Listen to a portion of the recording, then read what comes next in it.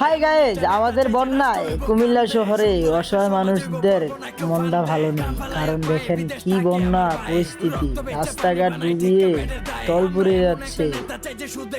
বন্যায় মানুষের মনও ভালো নেই, বাড়ি ঘরে দেখেন ডুবে কি অবস্থা। আহ অসহায় মানুষের পাশে থাকুন, ভালোবাসা দেন, ভালোবাসা পাবেন।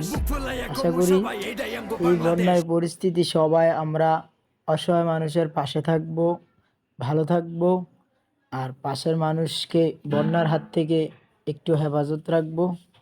আর আমরা বিশেষ করে বিকাল টাইমে বার হয়েছি, দেখেন কিভাবে বন্যার অবস্থা একবারে ভয়াবহ খারাপ হচ্ছে।